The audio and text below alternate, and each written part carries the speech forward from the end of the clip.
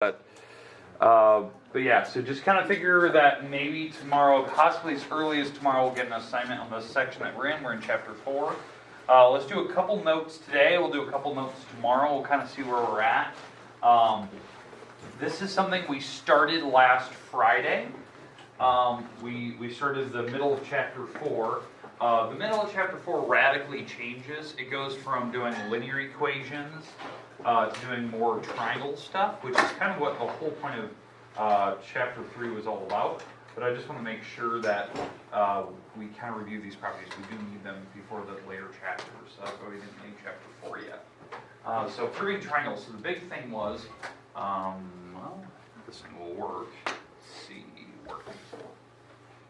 Or not, it's cool. Whatever you want. Okay, so the big thing today, I want to talk about congruent triangles and review kind of some of the properties we introed Friday, plus a new one today, and then we'll get to maybe an example or two of how to use them. So let's talk about the word corresponding and congruent again. That'll be the first slide. We will need this corresponding property. That was the new one we threw in on Friday. We'll talk about that if you weren't here. I want to fill them in on how that works. So these will be our first slide, which will have a new property based on that one. And then we're going to get our postulates. Now, for some of you in here, we only had the first two. We had postulate 4.1 and 4.2. If you were a period 5 class last Friday, you would have actually had the third one. So the reason why is that period 5 last Friday, they had a whole class as opposed to everyone else. So they got an extra one. But anyways, and then obviously on that second one, I believe they used the word included, so we'll kind of review that. But after we're done with the review, I'm just going to click through these in case you didn't get this written down. Most of you should have some of these. But I want to do some proofs today. Some examples of like how to use these properties and get back into this idea of geometry proofs. So we can kind of review that. Now, the goal today is just to get to the easy ones. We're not going to do anything super, super difficult, but we are going to get to these. Now, the pictures I pulled right out of the book, they're not the prettiest looking pictures. I'm going to try to clean them up before I post them online today. When I took a picture of them, you could definitely see the curvature of the page that I was working with. So when I post them tonight, I won't have that. I'll make sure they're nice and flat and they look good. I might even just screen capture them from the online textbook. But for right now, yeah, these pictures don't look good. You'll make fun of them, I guarantee it. But anyways, corresponding parts, this is the first property we talked about last Friday. Corresponding parts are those visually matching parts on a picture. So when you look at this picture, and this one we looked at Friday, there is things that are visually that look the same. Like for instance, angle B here and angle E. Those basically look like the same angle. Angle C, angle F look the same, A and D look the same, this long wall looks the same as this long wall, the bottom looks like this bottom. Those are what we call corresponding parts. They are visually matching parts. They could be equal, they could be congruent to each other, or they could just be similar, where they're just a hair off from each other, but they look close. They're similar to each other, but not exactly equal. Okay? But if they are equal, that's where we have this new property.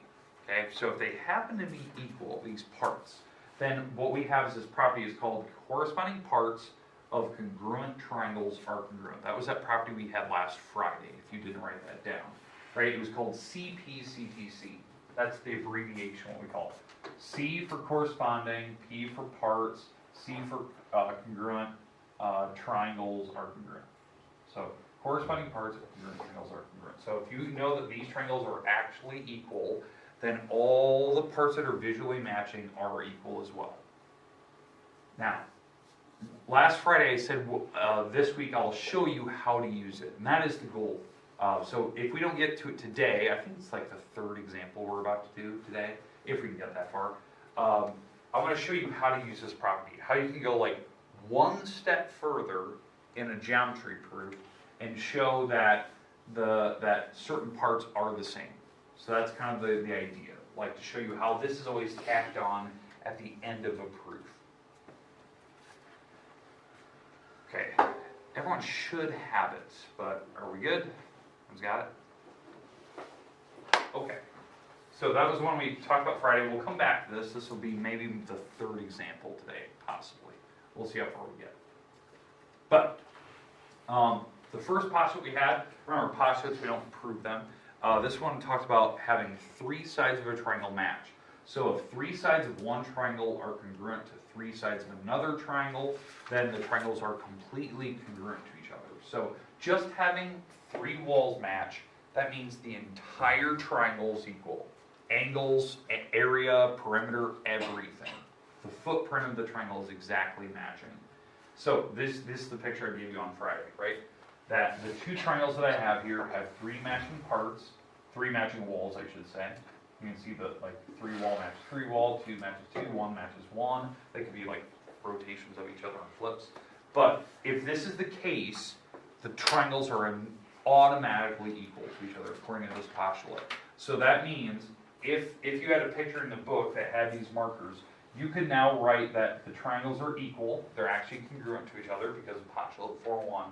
And then you could go one step further and you could start talking about the angles. Like this angle is equal to the other angle in the other picture would be angle E is matched with angle G. Angle F, what does that match on the other picture?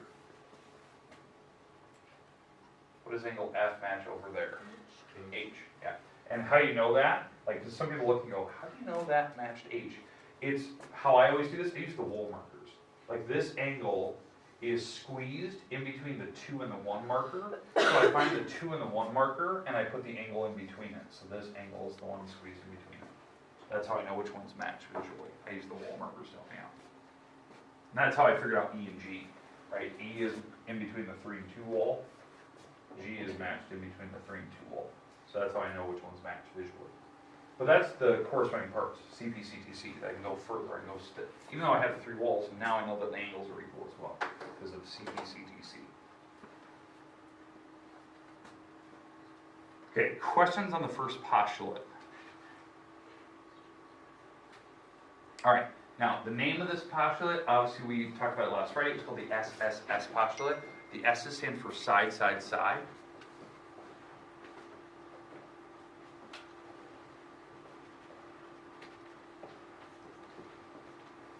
Okay, good.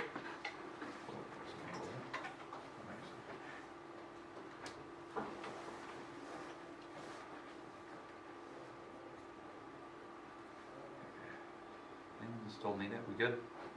Or should have it from last week. Okay. All right. The second postulate we had last week was called the SAS postulate. So what it talked about was two sides and the angle included. Now what we discussed last week was the word included meant in between. So the angle is in between the two sides. So if you have a picture with two walls marked and an angle in between them marked from one triangle, and those are equal to the two sides and the included angle of another triangle, then the triangles are exactly equal. So here's my picture. So I have two pictures, I know they don't look perfect, but we have two walls marked, the angle in between them, If this is the layout to the markers I have on the picture, you should know that they're automatically equal to each other. They're equal triangles. They're congruent to each other. Now, the name of this one, if you didn't have it from last week, it was called the SAS postulate. The SAS stands for side, angle, side. Side, angle, side. But again, if you're looking at a picture and they have these markers, you know that they're exactly equal. So now we can go one step further and you could say, okay, the third walls are equal because of CPCTC. These two angles that I don't have marked are also equal. So like it would look like angle C was matching F. So that would be a corresponding part, CPCTC.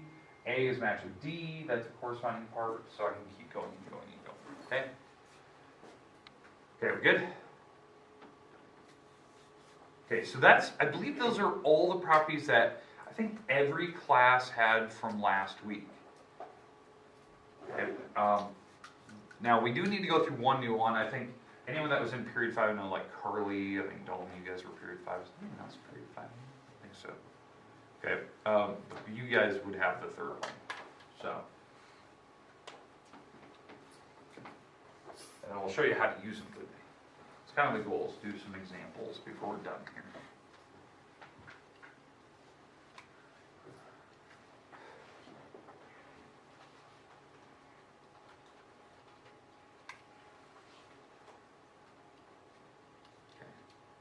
Everyone good? Anyone still need it?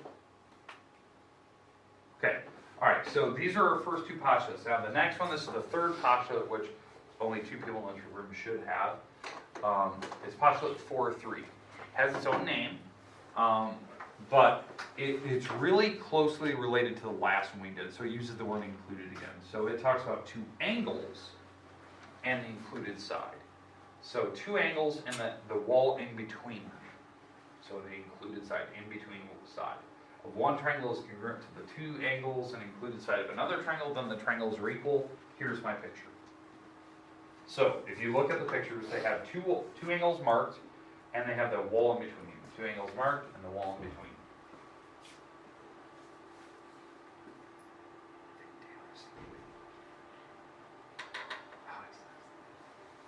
I was going to mark it for you. All right, so this is the one you want to write down. This is the new one.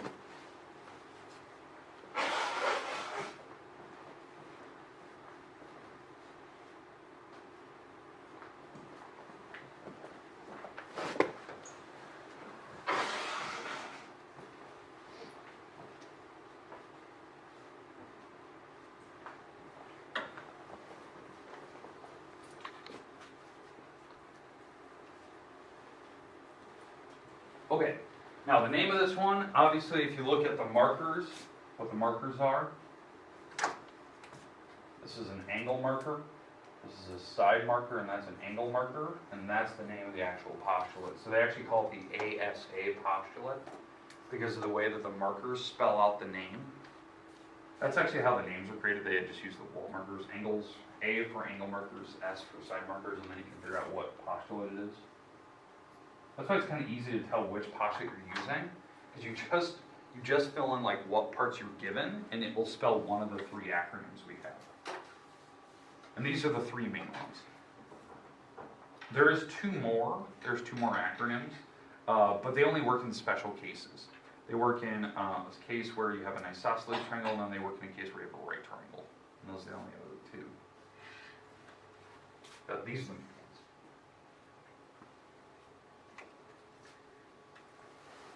Okay, the goal today, now that we have these three, I want to go through examples on, geometry-based proofs, something with where they give you pictures, they give you, some description, and try to prove that the two triangles are equal using one of these three acronyms.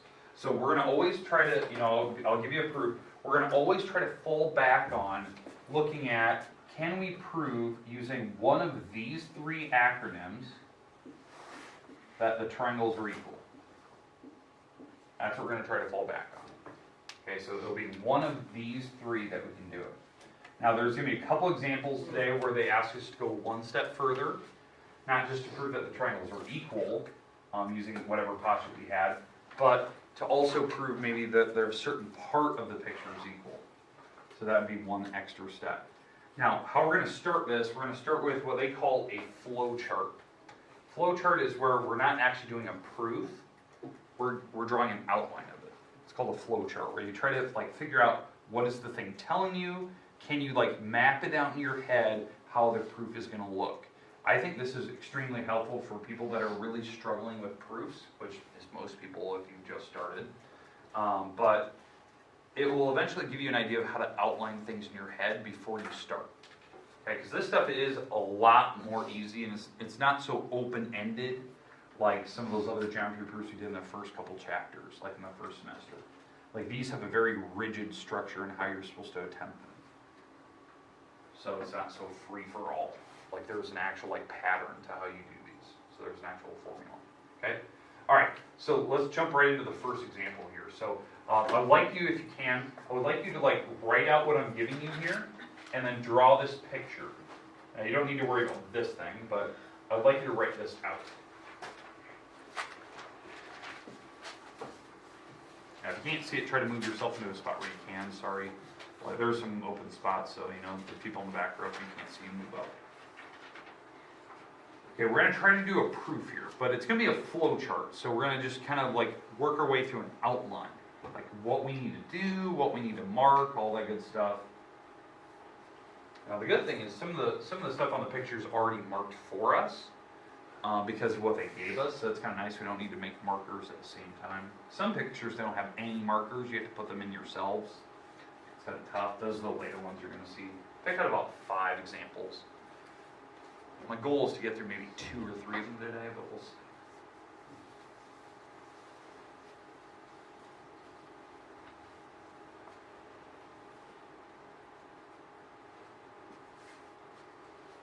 Okay, again, we're going to try to do a flow chart proof where it's not really a full proof, it's just an outline. Like, can we structure this thing in our head so we know what we're talking about?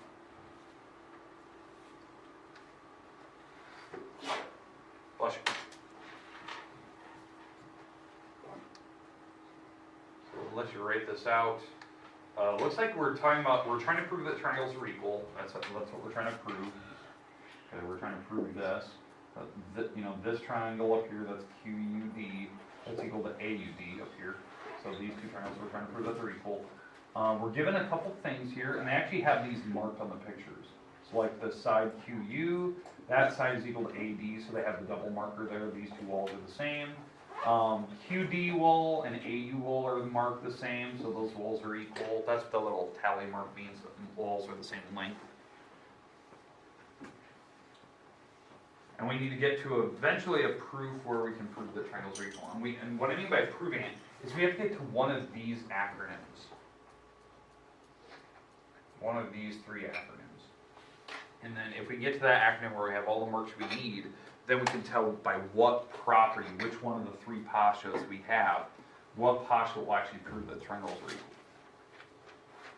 And again, this is a flow chart. We're just going to try to do a first baby steps into doing a proof here.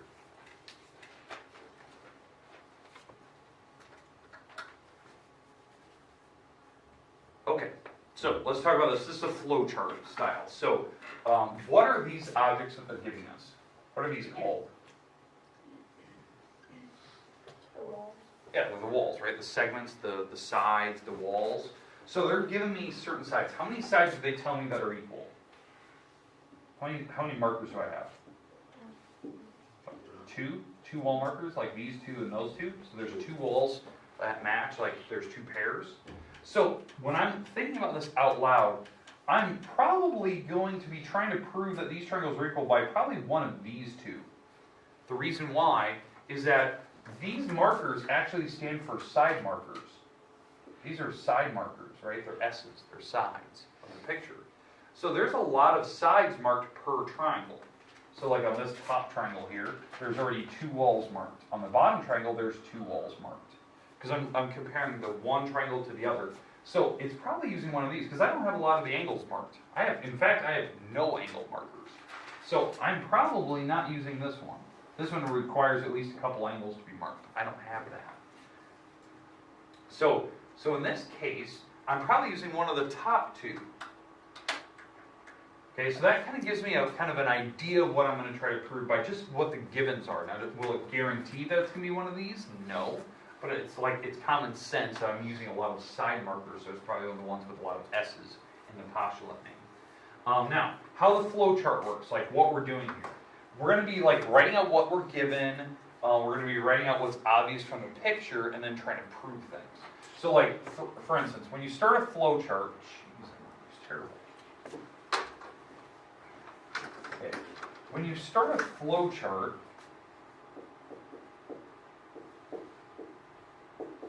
you always, and I put these in like little bubbles, you always start with what you're given, okay? So we're starting with, we have certain sides that are equal to each other. So, in this top part, QU is congruent to AD. That was true, they gave us that. They gave us that QD, that wall, is equal to AU wall. Okay, that's the thing that they started with us. That's the hypothesis, that's the bubble that we're given. Okay, that's this part. That certain walls are marked, and they actually have the markers already on the picture, so it's kind of nice. Okay? Now, going down the flow chart, is there anything else, maybe on the next rung of the ladder, is there anything else that's maybe obvious from the picture? Now, what I mean by obvious, do they have like vertical angles? Are they sharing a wall? Is there anything else that we could definitely mark? So like on the top triangle and the bottom triangle, do they have like vertical angles like this in between them? Or they have vertical angles like touching? No, they don't have that. So we don't have vertical angles here. Are they sharing of the wall in between them? So like the top triangle and the bottom triangle, is there a wall that is literally shared in between? Yes. We're going to actually mark that. This third wall here on both triangles is actually the same third wall on both. It's actually the perfect shared wall. It's actually what we call the reflexive wall. The reflexive wall is like a mirror. Imagine like a, God, what is it? They call it a one-sided mirror where you can see through the mirror itself to the other side. They use it in like police departments when they're interrogating, right? Well, that's the same idea here. This wall is kind of like a mirror. It's a mirror image from this picture to this picture. It's actually the same wall. So what we're going to do on this next rung of the ladder, if you had vertical angles, I'd write what those angles are. If they're sharing a wall, I'll write what those are. So like the shared wall, DU wall, that wall is the same DU on the other picture. DU equals DU. That's why it's actually called the reflexive wall. It's actually the reflexive property. It says something equal to itself. It is the reflexive property. I'm putting that, you don't need to write that, I'm just putting that there to remind you what that is. So the flow chart, so that is obvious. Now, how many markers do I have in each triangle now? How many markers are in each triangle? There's 3 markers, right? If I have 3 markers, I can probably prove that triangles are equal. You know, there may be some pictures where I need 4 markers, but what I do is I look at the markers themselves and do they spell one of the acronyms? So which one does it spell? Yeah, it spells this one, SSS, right? That actually proves that triangles are equal. Because all 3 sides are marked, the triangles have to be the same because of the first postulate. So now, the next rung of your ladder of the flow chart, if you have enough markers, you can now prove in this bubble down here that the triangles are equal. So the top triangle, what is that? QUD is congruent to the bottom triangle, which is, what is the bottom triangle? Yeah, DAU. Yeah, you're probably right. DAU. Or AUD. What is it? What do? We went QUD, so ADU, yeah, it's ADU, I have the letters wrong. ADU, there we go. Again, how I know which letters to put them in order, I went across the 2 wall, Q to U to D, so I went across the 2 wall, down the 3rd, across the 2 wall, down the 3rd, so ADU. So you have to put the letters in my order. In fact, you could have just looked at what we're trying to prove, that would have helped us out. But that's how you prove it. This proof, in theory, would only take you 3 steps. The first step of the flow chart is what you're given. The second step is usually like something that's obvious from the picture, something that you know is true. And then the third step is what you're trying to prove. So this is usually a 3-step proof. Now, coming up with the property names, well, obviously this would be the givens. This property would be reflexive or vertical or some property name, which in our case it's reflexive. And then the last property, this one, would be the SSS postulate. We proved it using all 3 sides. Okay, so do we understand how a flow chart works? It's really an outline. It's not really a real static way of proving things. It's just more organizational to help you out. Now, some proofs do take more than just 3 lines. They usually take 4 or 5. It's a rare case you ever get up to 6 or 7 for one of these, where we're proving that triangles are equal. Other types of proofs, yeah, you can go to 7 to 8 lines. But on these types of proofs, really it's 3 to 4 or 5. Something in that range. So that's the outline. That's how proofs work. Okay? Alright, we're gonna start another one here. I don't know if we'll finish it, but this will be our last one today. Again, this picture is gonna be a little blurry, so let's go with it. Probably better than this one, but here's the next one. You can definitely see the curvature of the page. All right, that's a 2-column proof now, where we're gonna try to prove that certain triangles are equal again. This is our last one today. We're trying to prove that this triangle ABC is equal to this triangle EBC. In fact, those triangles are the little smaller ones. We're trying to prove that these are equal.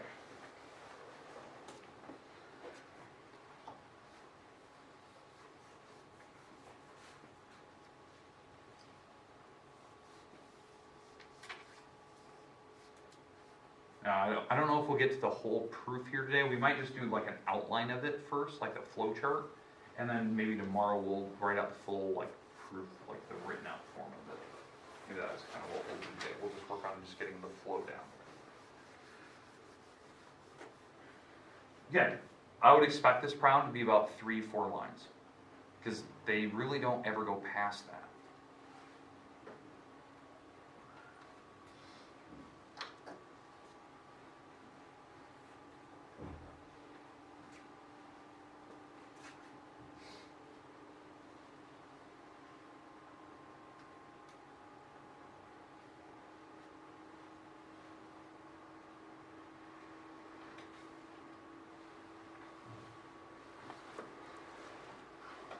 And they do have the markers on the picture already, so that's kind of nice, so we don't have to put those markers up there ourselves. So far they have quite a few markers with both triangles, because remember, we are trying to prove that this triangle here, this little tiny one, is equal to that triangle. So we do have a couple markers at least.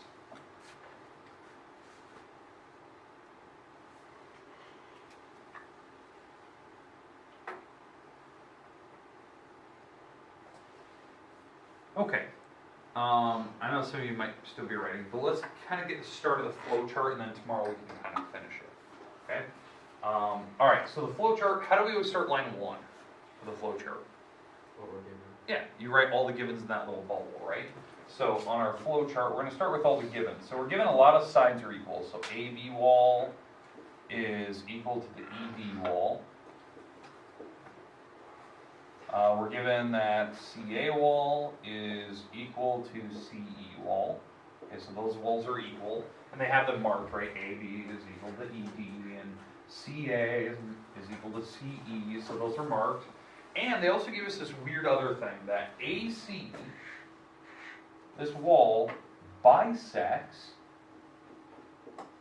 BD.